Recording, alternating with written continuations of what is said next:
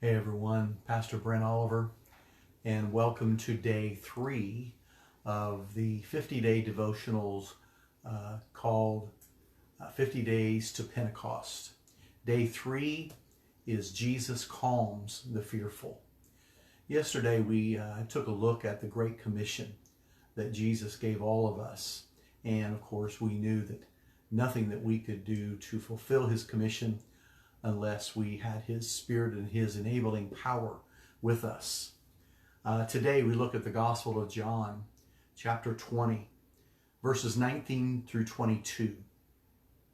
And it says, on the evening of the first day of the week, when the disciples were together, with the doors locked for fear of the Jews, Jesus came and stood among them and said, "Peace be with you." After he said this, he showed them his hands and his side.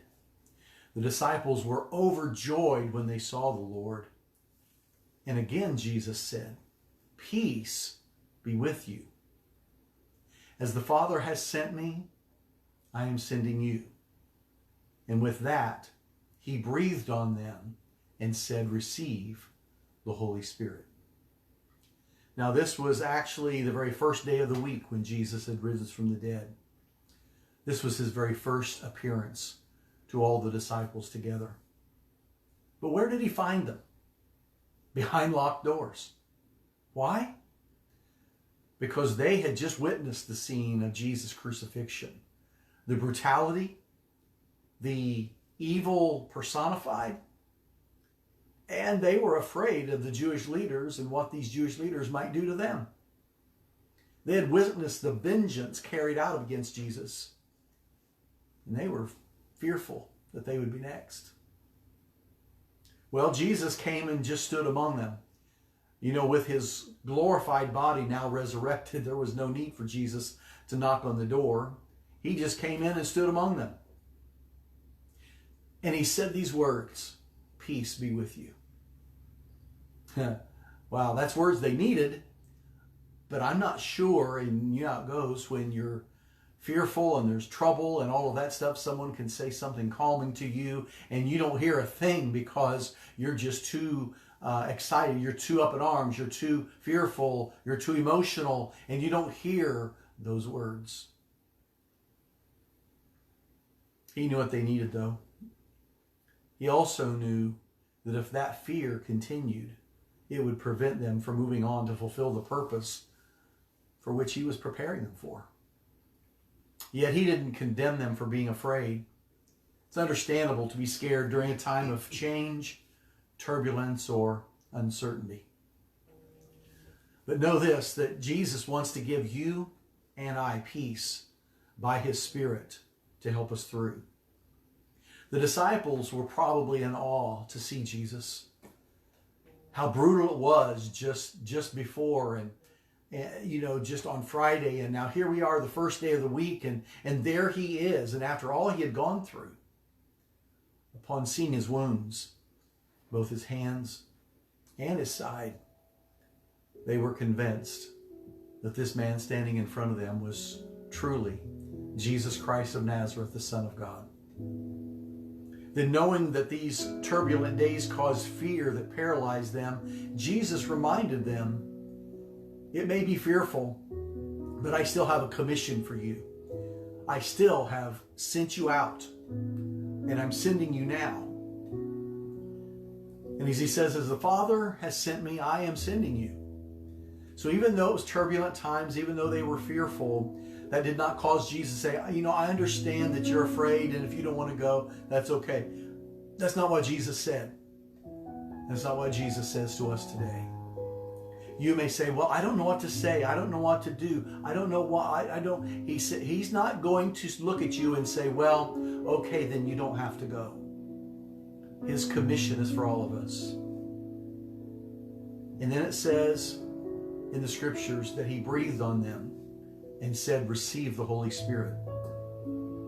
This was a prophetic thing that took place because all evidence is they did not really receive the Spirit at that very moment.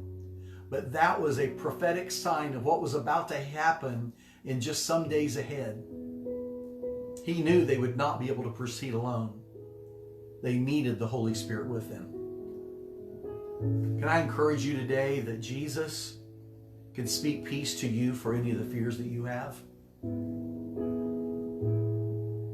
You know, in this day that we're living right now, there's a lot of uncertainty. There's a lot of turmoil. There's a lot of people quarantined, told to stay at home. People are fearful about being around anyone else. And the more the reports come out, the more that fears tend to grip people. I just want to encourage you today. Let Jesus walk in and let him talk to you and let him say, peace be unto you.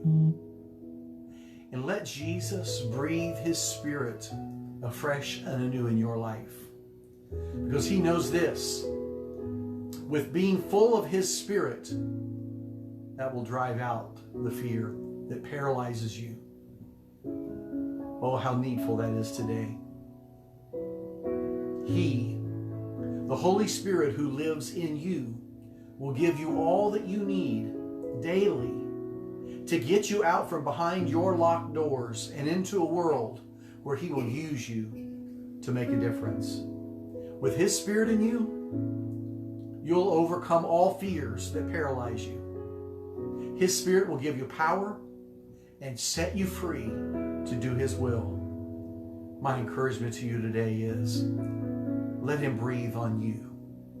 Take a few moments right now and just ask the Spirit of the Lord, come and breathe on me. Take away my fear and set me free to worship. Set me free to obey you, to fulfill the commission that you have given me. God bless you today. And again, we hope to see you tomorrow after this time of worship in the presence of God. We hope to see you again tomorrow. God bless you. As Tammy now leads us in a song of worship.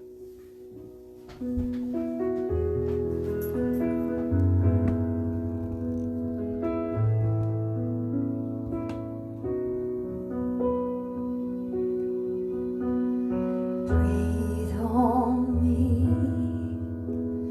breath of God, love and life that makes me free.